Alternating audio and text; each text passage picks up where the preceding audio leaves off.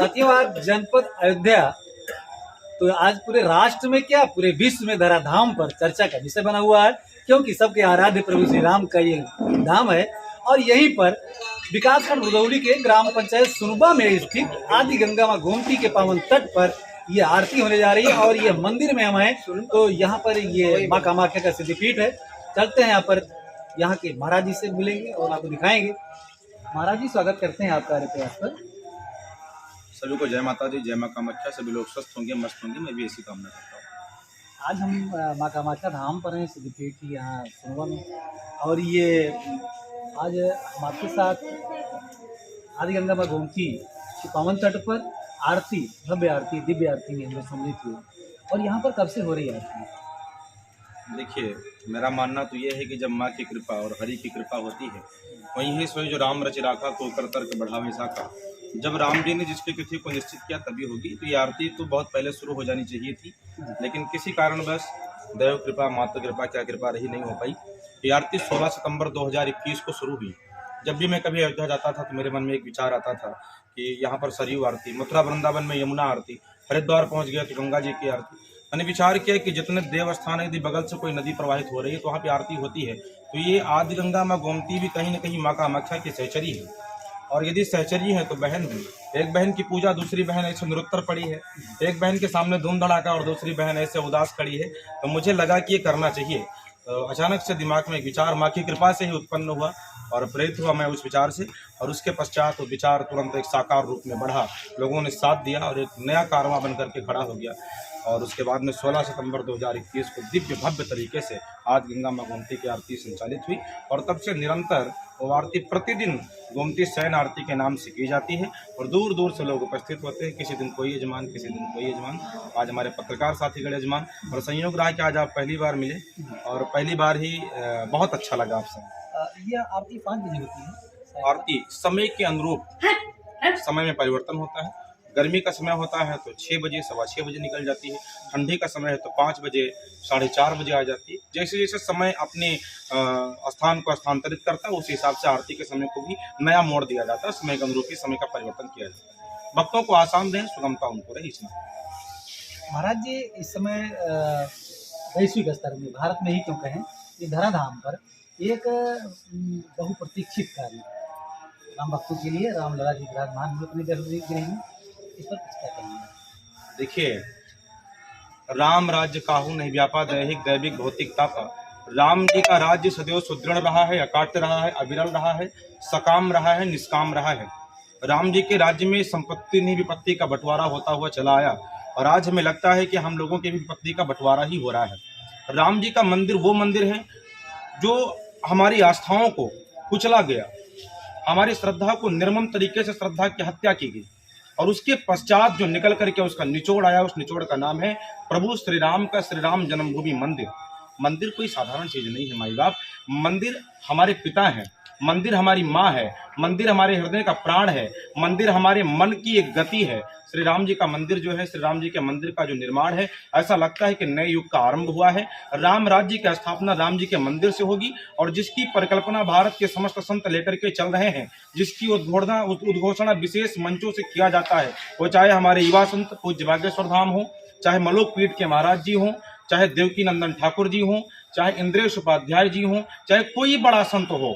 हम लोग तो तुच्छ मुच्छ छोटे मोटे संत हैं, लेकिन प्रत्येक संतों को मैं देख रहा हूँ आज मंच से एक नई हुंकार भरता है कि मुझे कुछ नहीं चाहिए, केवल हिंदू राष्ट्र चाहिए। जिस हिंदू राष्ट्र की परिकल्पना हम लोगों ने किया था, आज वही हिंदू राष्ट्र निकल करके राम जी के मंदिर से सामने आ रहा है। इसीलिए मैं आपके माध्यम से कहना चाहूंगा, एक समय नारा लगा था, नेताजी सुभाष चंद्र बोस ने नारा दिया था कि तुम मुझे खून दो, मैं तुम्हें आजादी दूंगा। और आज का हमारे संतों ने एक नई घोषणा किया है। आज हम संत लोग कहते हैं, तुम संतों का साथ दो, संत तुम्हें हिंदू राष्ट्र देंगे।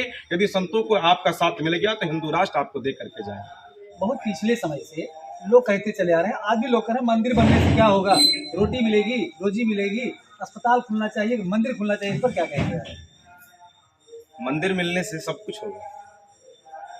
बिनु सत्संग विवेक न होई, राम कृपा बिनु सुलभ न सोई। मंदिर का नाम सत्संग है, जहां पर सत्संग किया जाए उसका नाम मंदिर है। और जहां पर सत्संग होता है वहां से विवेक आता है, यानी कि ज्ञान बुद्धि पैदा होती है। और जिसके पास में बुद्धि होती है उसी के पास में धन होता है, उसी के पास में बल होता है। जिसके पास बुद्धि उसके पास में हॉस्पिटल है, जिसके पास में बुद्धि उसके पास में चलने के लिए 4 चक्का गाड़ी है, जिसके पास में बुद्धि है उसके पास में बड़े बड़े महल हैं, बड़े बड़े बंगले हैं, राजा है, नेता है, मंत्री है, विधायक है, राजमंत्री है, प्रधानमंत्री है, गृह मंत्री है, स्वामी है। कब से? विवेक से, बुद्धि से। और बुद्धि की प्राप्ति कहाँ होगी? बिन सत्संग विवेक न होई। राम जी के मंदिर के बिना विवेक भी नहीं आएगा भाई, और बिना विवेक के, बिना बुद्धि के कुछ भी नहीं होगा। तो राम जी के मंदिर से तो सब चीज हो रहा है जिसकी हमने परिकल्पना भी नहीं की थी। राम जी के मंदिर से रोजगार को रोजगार मिल रहा है, राम जी के मंदिर से जो बुद्धिहीन है उसको बुद्धि मिल रहा है, राम जी के मंदिर से जो बलहीन है उसको बल मिल रहा है। जिस प्रकार से हनुमान चालीसा में हनुमान जी के लिए कहा गया कि बुद्धिहीन तनु जान के सिमरहु पवन कुमार, बलबुद्धि विद्या देव मैं हरहु कलेश विकार। उसी प्रकार से राम जी के मंदिर में जाकर के सत्संग करने के बाद भी बुद्धि की प्राप्ति होगी, और उसके बाद भी हम सब कर सकते हैं। कहने का मतलब जिसकी मैंने कल्पना नहीं की वो भी राम जी के मंदिर से मिलेगा। जो दर्शक हैं जिनको जवाब चाहिए मिल गया होगा, और नहीं मिलेगा कमेंट करके पूछेंगे, फिर हम आपसे जरूर चर्चा करेंगे। और एक बात चलते चलते, इस समय भारत देश में राम मंदिर के जो पुरोधा रहे और आज भी हैं लाल कृष्ण आडवाणी जी, उनको भारत रत्न मिलने जा रहा है, मिल गया है।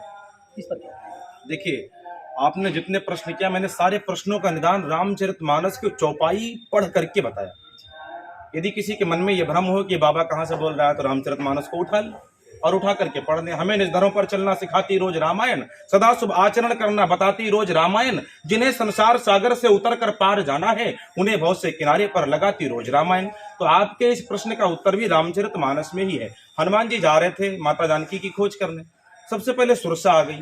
अब सुरसा आ गई तो सुरसा ने कहा कि मैं तो तुम्हें खाऊंगी। तो हनुमान जी ने कहा देख भाई अब तो हम राम जी का काम करने जा रहे हैं। तो बोले लेकिन मैं तो खाऊंगी, मुझे तो देवताओं ने भेजा, आज सुरन मुह दीन आहारा, सुनत वचन कहा पवन कुमारा। हनुमान जी हाथ जोड़े, बोले मुझे जाने दो, लौट करके आऊंगा तो खा लेना। राम काज कर फिर मैं आऊं, सीता कैसे प्रभु सुनाऊं, तब तो बदन पैठी हूं आई, सत्य कहो मैं जान दे माई। मैं राम जी के काज को कर लूंगा, फिर आपके मुख के भीतर प्रवेश कर जाऊंगा। लेकिन सुरसा ने कहा नहीं, मैं भूखी अभी हूं, आप मुझे अभी तुरंत आहार बन करके हमारे पेट में जाइए, हमारे मुख में आइए। हनुमान जी ने कहा कोई बात नहीं, आप ले लीजिए। हनुमान जी सुरसा के मुख में गए, बाहर निकले, सुरसा को विश्वास दिलाया। सुरसा ने आशीर्वाद दिया, राम काज सब करी हूं तुम बल बुद्धि निधान, आशीष दे गई सो हरस चलो हनुमान। हनुमान जी फिर आगे बढ़े, समुद्र में एक निशाचर है उसको मार करके समाप्त किया। फिर आगे बढ़े, लंकिनी मिलती है, नाम लंकिनी एक निस्तरी सो कई चिरस मोहिनिंदरी। वो भी चोर कह रही जाने नहीं मरम सठ मोरा मोर हार जहां लग चोरा। मुठका एक महाका कहनी रुद्र बम धरनी ठनमनी, पुन संभार उठी सो लंका जोर पान कर बिने शंका। जब राम ने ब्रह्म वर दीना चरत विरंज कहा मैं चीन्हा, विकल होस्ते कब के मारे तब जान निश्चर संघारे। तात मोरत पुण्य बहुता देखो नैन राम के दूता, तात स्वर्ग अपवर्ग सुख धरिय तुलायक अंग, तूल नताय सकल मिल जो सुख लो सतसंग। फिर अंत में उसने कहा कि प्रविश नगर कीजिए सब काजा, हृदय राख कौशलपुर राजा। उसने कहा कि आप राम जी के काज को करिए। बोले मिलेगा क्या? कहा राम जी के काज को करने के बाद में राम जी का सबसे उच्च सिंहासन मिल जाएगा। यहाँ पर प्रमाण क्या मिला? हनुमान जी ने राम जी के काज को किया, सेवक बनकर के भगवान बन गए। हनुमान जी कहते हैं भगवान नहीं, हम सेवक हैं, हमारे स्वामी राम जी, लेकिन हनुमान जी भगवान बन गए। आज हम कहते हैं हनुमंत लाल जी भगवान, हनुमान जी भगवान, सब महावीर की पूजा कर रहे हैं। प्रमाण उत्तर आपको मिल रहा है। जिस प्रकार से हनुमान जी ने राम जी के चरण की सेवा किया, राम जी के काज को किया, माता जानकी को खोज करके राम जी का सहयोग किया और उसके बाद में उनको पद मिल गया स्वामी का यानी भगवान का, उसी प्रकार से लाल कृष्ण आडवाणी जी ने भी राम जी को मंदिर को बनाने के लिए सबसे पहले राम पद यात्रा लाल कृष्ण आडवाणी जी ने निकाली थी और उन्होंने एक नया बिगुल फूंका था, एक सबसे पहले अग्रिम अभियान झोंका था और उसके बाद में हजारों युवा लाखों युवा समर्पित हो गए। न जाने कितनी मात्र शक्तियां जिनके लिए कहा गया मेरा परिचय इतना है, मैं भारत की तस्वीर हूं, मातृभूमि पर मर मिटने वाले मत वालों की पीर हूं, मैं उन वीरों की दुहिता हूं जो हंसी हंस झूला झूल गए, मैं उन वीरों की माता हूं जो रण प्रांगण में जूझ गए, मैं जीजा के अमर सहेली उन्मत्त की शमशीर हूं, मेरा परिचय इतना है, मैं भारत की तस्वीर हूं। आज वो भारत की तस्वीर बनकर के राम जी के मंदिर के आंदोलन में आई, कोई बम से उड़ा दी गई, कोई गोलियों के मुंह में जाकर के गोली के काल का गाल बन गई और उसके बाद में राम जन्मभूमि का मंदिर बनकर के तैयार हुआ। अभियान किसने झुका? लाल कृष्ण आडवाणी जी ने। तो जिस प्रकार से पहला अभियान वहां पर हनुमान जी ने किया था जानकी जी की खोज में, तो अयोध्या के भगवान बन गए। उसी प्रकार से आडवाणी जी ने यदि इस कलयुग में राम जी के मंदिर के लिए अभियान झोंका तो वो भारत के भगवान बन गए और उसके बाद में उनको भारत रत्न दिया जाए तो क्या कम है भाई?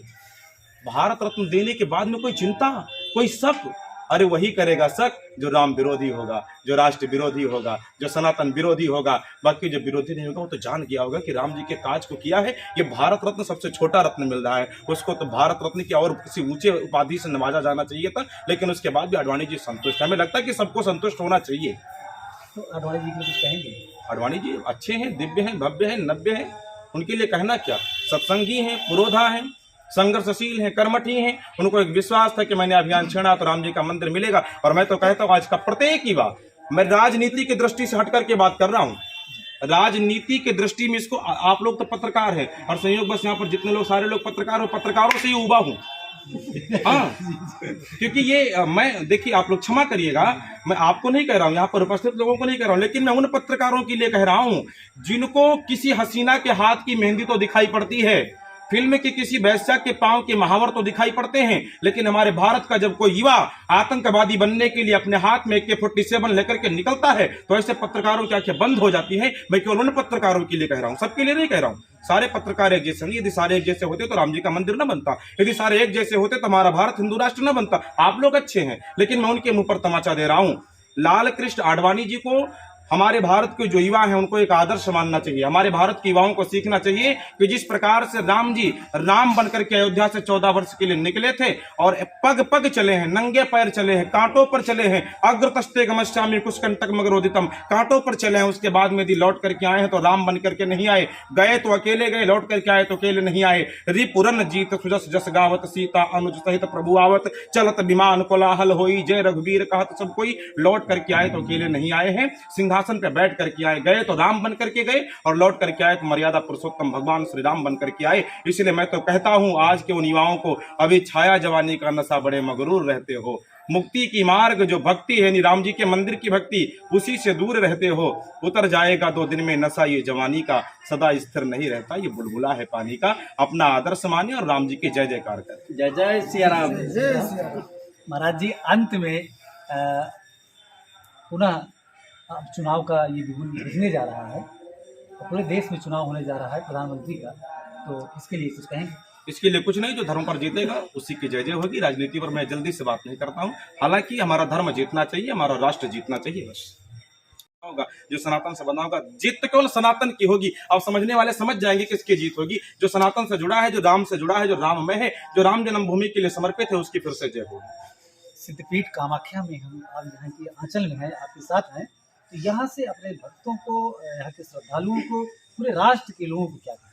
या देवी सर्वभूतेषु शक्तिरूपेण संस्थिता नमस्तस्यै नमस्तस्यै नमस्तस्यै नमो नमः। ये सिद्धपीठ माँ कामाख्या धाम का मंदिर और दे माँ, अगर माँ मनाने को आई न होती तो ममता मई माँ कहाई न होती। जिसकी जो भी कामना है, एक नहीं हजारों प्रमाण है कि व्यक्ति नेत्रहीन होकर के आया है।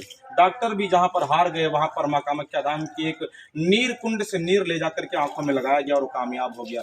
निपुता व्यक्ति यहाँ पर आया है, उसको पूत मिले हैं। यहाँ पर पूत भी मिलते हैं, सूत भी मिलते हैं, दूत भी मिलते हैं। इसलिए माँ कामाख्या धाम निराला धाम है, अविरल धाम है, अकाट्य धाम है, इसका कोई जोड़ नहीं है। मैं इतना ही कहूंगा कि धाम पर आइए, केवल धाम के नाम का जय जयकार, और एक बार माँ की शक्ति भक्ति महिमा को प्राप्त करिए। महाराज जी, बस ऐसे बात ही आ गई, यहाँ पर तमाम दिखाएंगे हमारे कैमरा साथी, ये घंटियाँ छोटी छोटी बड़ी बड़ी, ये बहुत कुछ लगा हुआ है यहाँ पे। तो यहाँ पे एक बार चर्चा हमने सुनी लोगों के माध्यम से, बुजुर्गों के माध्यम से, कि कोई घंटे को कुछ टच किया या कुछ हुआ तो चोरी नहीं कर पाया, कुछ ऐसी चर्चा की क्या है? देखिए, आज तक कभी ना तो धर्म चुराया गया है, ना तो सनातन बांटा गया है, ना तो सनातन काटा गया है।